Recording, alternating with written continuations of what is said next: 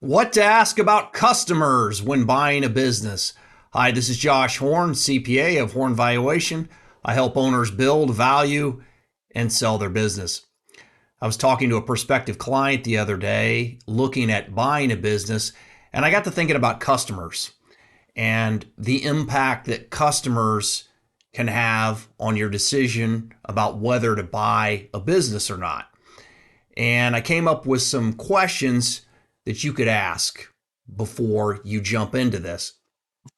Now, there's some logic behind the idea that buying an existing business with existing customers lowers the risk for you as the potential buyer of that business.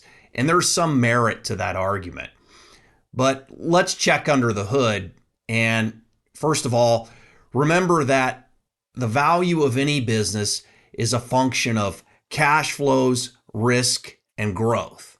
All right, those three things. And secondly, you're buying the future.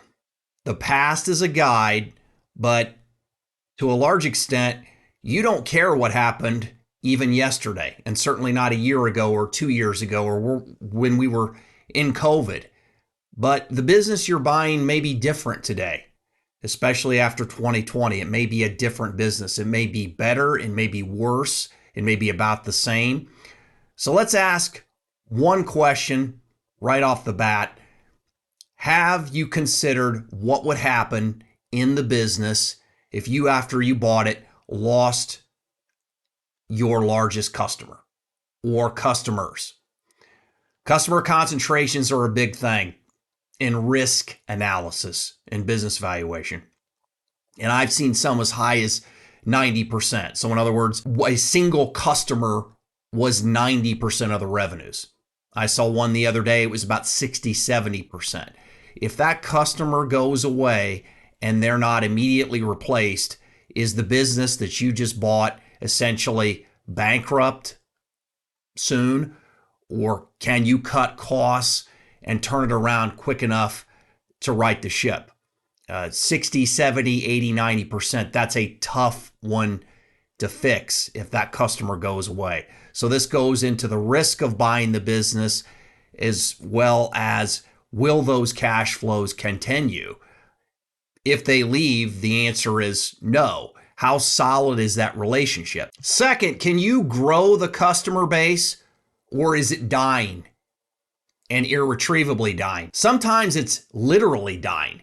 In other words, the customers are so old that they're actually passing away and those revenues are going away. I've seen this in the accounting industry.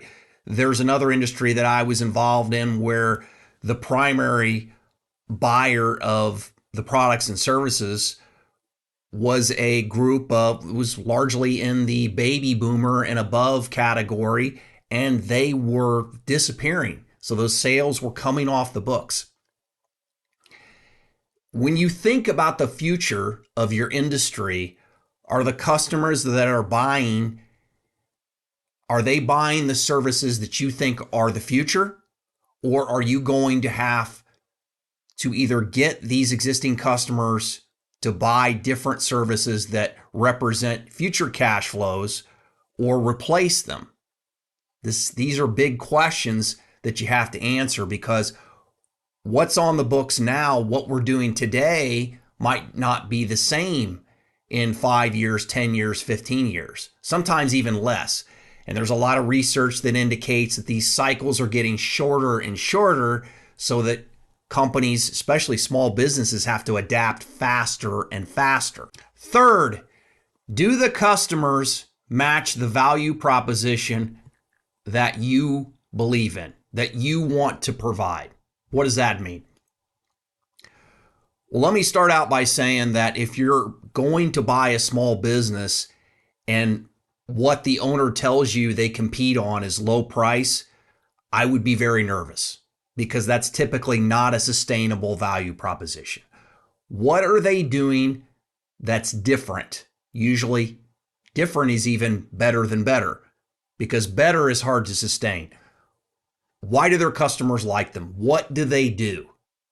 And is that something you believe in and you believe you can sustain going forward?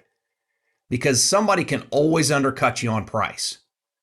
So the question becomes, do they have a sustainable value proposition, one that you believe you can come in there, lean into, and maybe make even better? Or are they competing on something that is easy to take away? Easy to say, okay, they're a low-cost provider. Somebody just undercuts them 5%, 10%, and then you lose those customers. Research indicates that most customers don't buy just on price.